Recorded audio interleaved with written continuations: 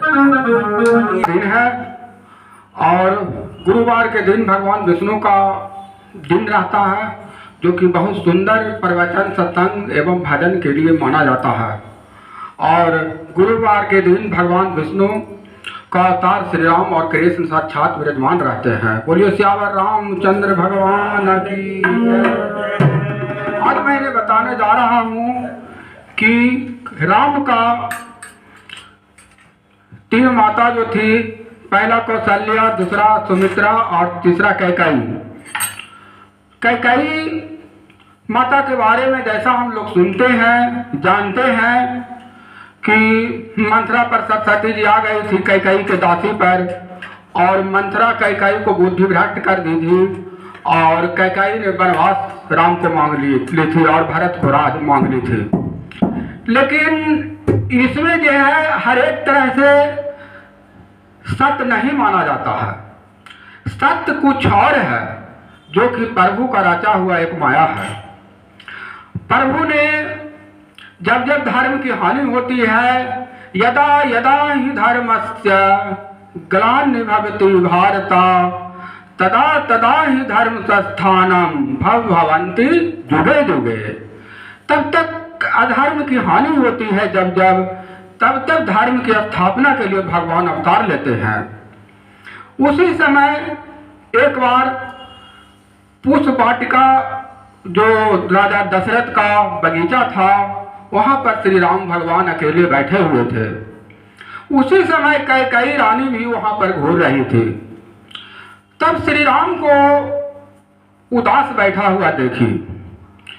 जब उदास बैठा हुआ देखने के कारण कैकेयी भी राम को बहुत मानती थी, भगवान का अवतार ही थे, अपना पुत्र से भी ज्यादा राम को मानती थी कैकेयी। इस कारण से उसने पूछ ली कि राम तुम्हें क्या हुआ, क्या ऐसा घटना घटा, क्या बात है जो तुम उदास बैठे हो। तब उस समय राम बोले कि मैं तो यहाँ अवतार लिया हूँ ऋषि मुनियों को कल्याण के लिए, राक्षस के संहार के लिए, सिर्फ राज के लिए नहीं, और यहाँ पर चैन से बैठने के लिए नहीं।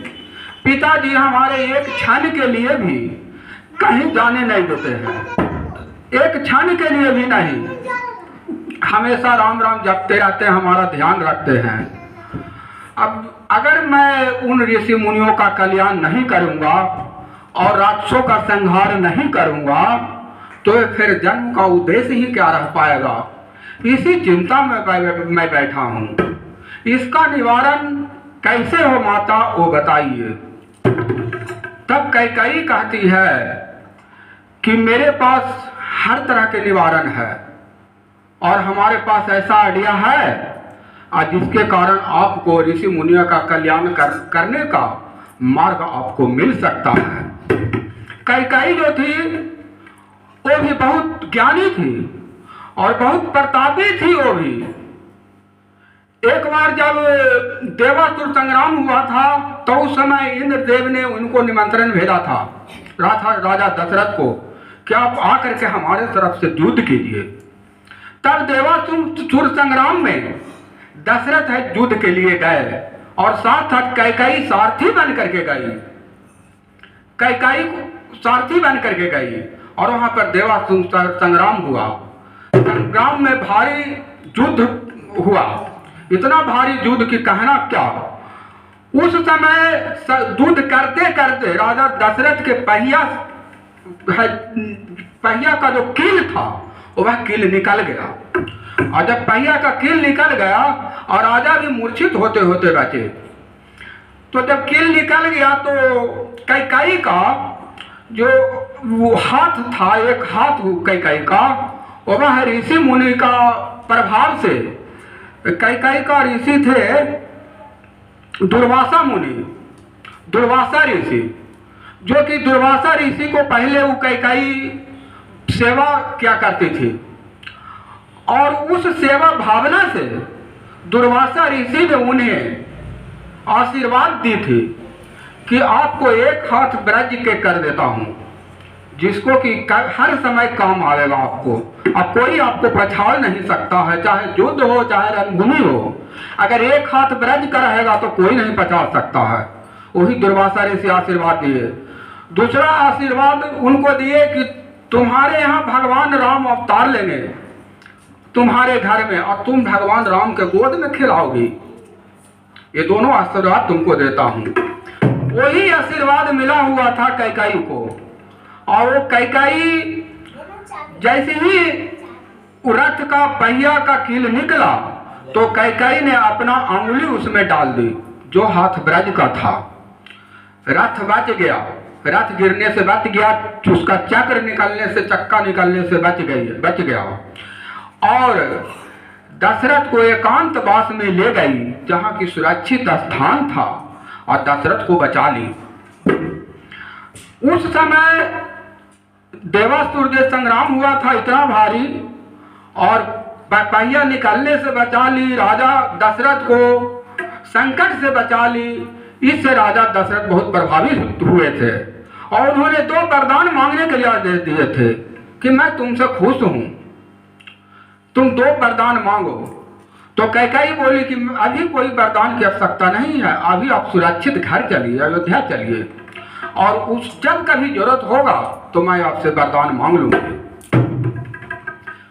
यह कहानी जो है राम को सुनाई, और राम भी इस बात को समझ गए कि कैकेयी तो बहुत महाप्रतापी है। तो ही राम निवेदन करते हैं कि माता तुम इसका निवारण करो। कैसे निवारण होगा? तब कैकेयी कहती है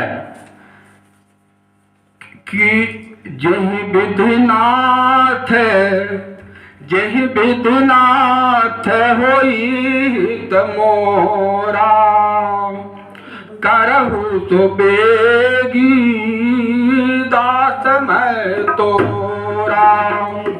कैकेयी कहती है कि भगवान राम, आप राम हैं, हमारे पुत्र जरूर हैं, लेकिन आप राम के अवतार हैं।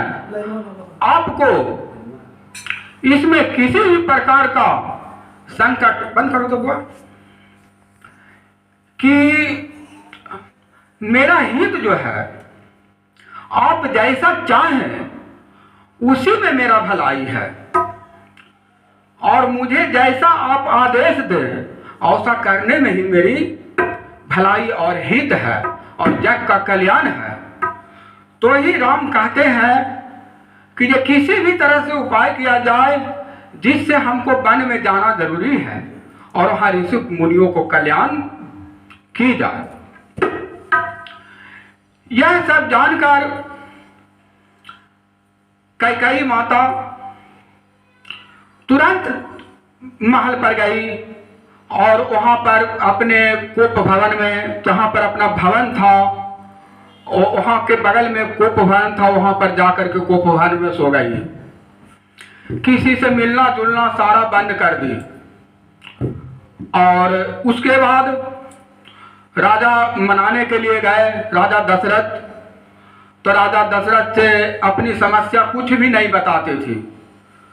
जो दासी मंथरा थी कैकेयी की, उससे सारा समस्या बताई, और मंथरा जाकर के दशरथ जी से, राजा दशरथ से यह वचन बोली कि महाराज, रानी कैकेयी कोप भवन में गई हुई है और उन्हें किसी का बात नहीं सुन रही है। बिना आपकी अनुमति से, बिना आपके प्रयत्न से वह उठ भी नहीं सकती है। इसलिए कृपा कर आप कोप भवन में जाएं और उसे उठाएं। तब महाराज दशरथ कोप भवन में गए, रानी को मनाए। तो रानी बोली कि हमारे जो 2 वरदान आपने वचन दिया था, वो वरदान मैं मांगती हूं, और वो वरदान आपको देना पड़ेगा। तब राजा दशरथ तुरंत आज्ञा दे दिए कि मैंने तो 2 वरदान देने के लिए आपको आज्ञा दी थी, वो वरदान मांगे, मैं आपको देती हूं। तुरंत बोली कि महाराज, राम को 14 वर्ष के लिए वनवास दिया जाए, और मेरे पुत्र भरत को यहाँ अयोध्या का राज दिया जाए। महादशरथ तुरंत संकट में पड़ गए। उनको तो कुछ हक्का बक्का नहीं चल रहा था कि राम को ठीक है जिया का राज तो भरत को दिया जाए, लेकिन राम को 14 बरस के लिए वनवास, उनको सांस रुकना शुरू हो गया और वह गिर पड़े, मूर्छित हो गए। उसी समय मूर्छित हो गए तो राम वहां पर पहुंच गए और तुरंत राम भी सहारा दे करके उठाए उनको। तो यहाँ पर बात आती है 14 बरस वनवास की, तो सबका एज निहित होता है। रावण का भी जो एज निहित था, उम्र निहित था, तो इसीलिए 14 बरस वनवास मांगी थी, क्योंकि राम से वार्तालाप हो चुका था कि रावण को 14 बरस उम्र, 14 बरस की वो राम के लिए वनवास मांगी और भरत का राज।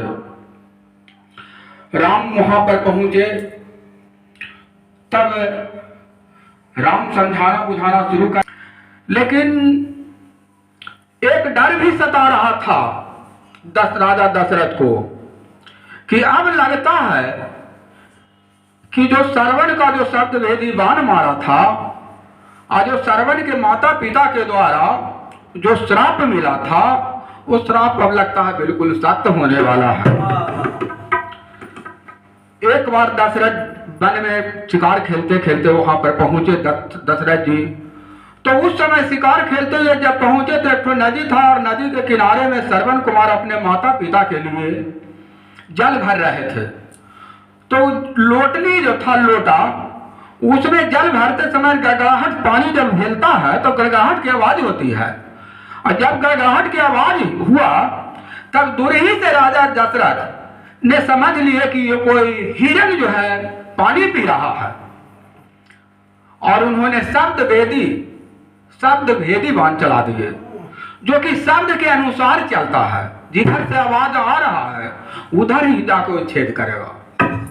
शब्द भेदी बाण चलाने के कारण श्रवण कुमार को सीधे छाती में लगा और श्रवण कुमार राम राम करते हुए गिरे। आहा राम महाराम। उस समय राजा दशरथ अचंभ हो गए कि तो वो कोई भगवान का भक्त है। उस समय रामावतार भी नहीं हुआ था, रामावतार होने वाला था। उनको जानकारी था कि आपके घर में भगवान राम लेने अवतार।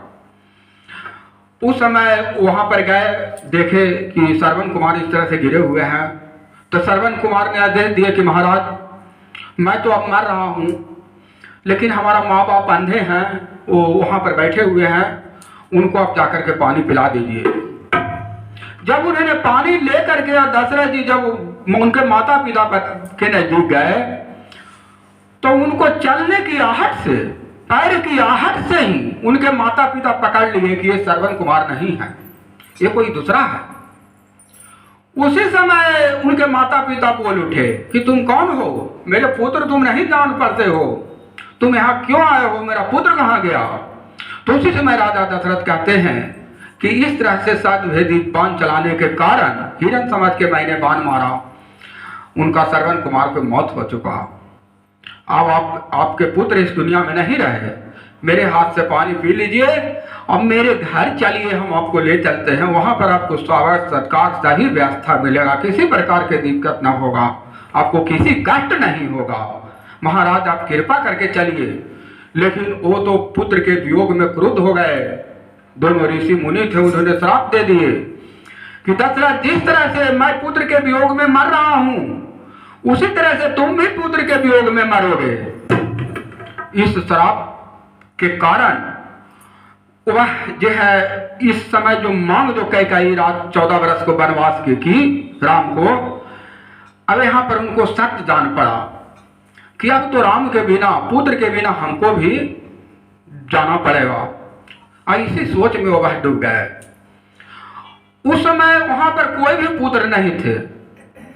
भरत जी को भी कैकेयी ने ननियाल भेज दी थी, इस चलते कि भरत और राम से भी बहुत प्रेम था। भरत भी राम से इतना प्रेम करते थे कि वो अपने जीते जी वहां रहते भर में राम को वनवास जाने नहीं देते। लेकिन वहां पर तो भरत थे नहीं, सिर्फ राम थे और लक्ष्मण थे। अब उस अवस्था में राम लक्ष्मण वहां पर पहुंचे और राम पिता को समझाने लगे कि पिताजी ये संसार जो है ये नश्वर है, ये शरीर न तो मेरा है न तो तेरा है, ये किन्हीं का नहीं है।